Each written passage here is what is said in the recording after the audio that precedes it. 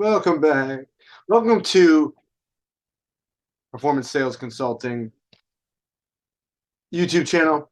I am your host, Jason, the Dangerous One Thompson. And if you are new to sales, there are four things. We're going to break them down to two, though, because it's really, they're two pairs of things that you need to be able to do, people that you need to be able to reach in order to be effective. The first pair is 1 and 2. You need to be able to influence, impact, get through, sell to emotional buyers and logical buyers. You need to be able to get to the emotional side of people. Now, that's the main thing. People are not robots.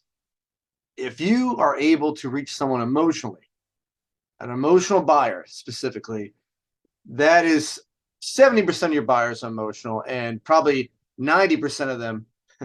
I mean, everyone's a little bit of both, right? Everyone's a little bit emotional. Everyone's a little bit logical.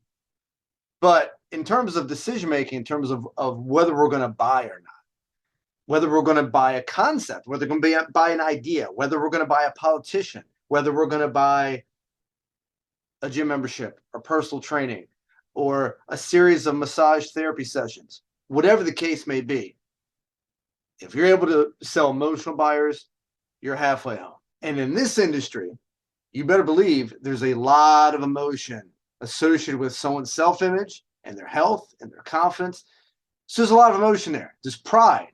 But you also need to be able to sell logically, right? Because although we're human beings, that's the number one thing, right? We're not robots. There are engineers out there. There are accountants that you have to sell to. They're going to analyze everything. Their perspective is going to be, what's the return on investment? What am I getting back from it? Does this make sense? Is this a better value? Okay, so this is why it's great to be a value salesperson. That's not included here, but really, number one, you're always a value salesperson. And you're selling on value, not price, right?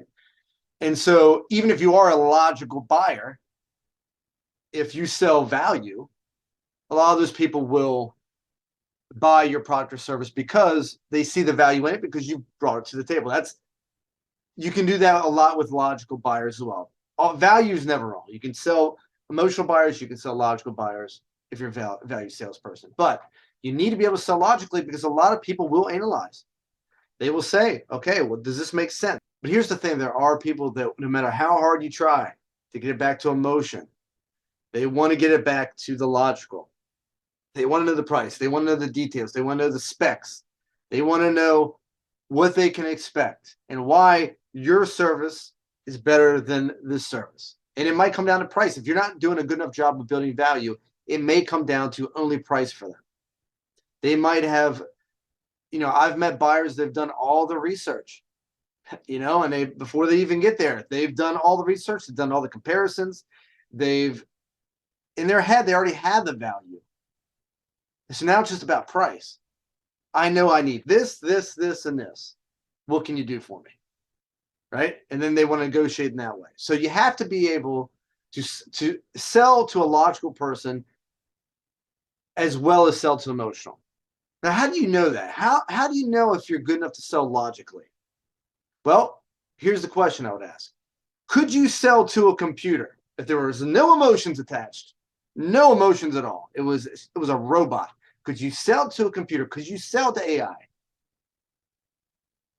Could you make it such an unbelievable value on paper without any emotion attached? Would they still buy from you?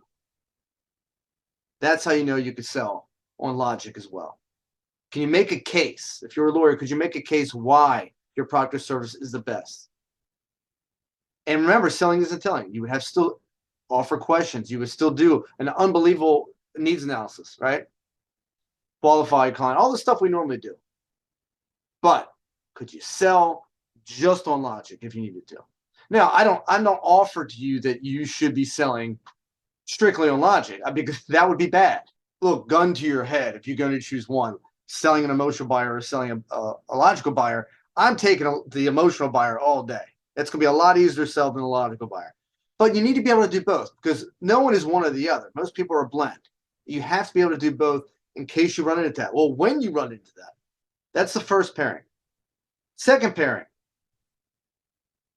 and we've talked about this in other videos, but you need to be able To sell technically, you need to be a great technical salesperson, having the skills, right?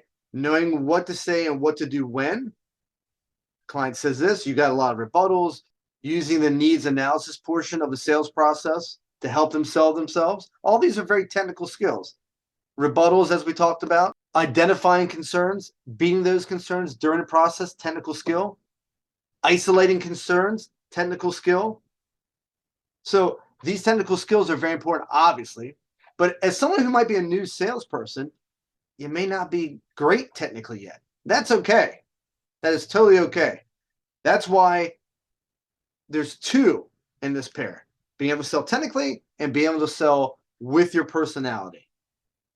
Using the human element to sell the person, which is the emotional portion. Selling technically is going to help you with the logic. Selling with your personality is going to help you with the emotion.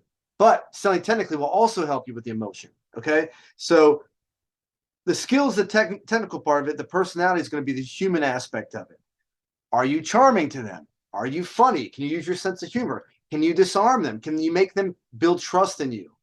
Can you make them feel comfortable with you? Can you conduct it, right, without being too easy to say no to? Can you conduct the tour? Can you conduct the sales process without that person feeling like, ah, this person's too nice, they're a pushover? Do they value your experience, salesmanship, and your ability to lead them? And of course, that involves, can you build rapport?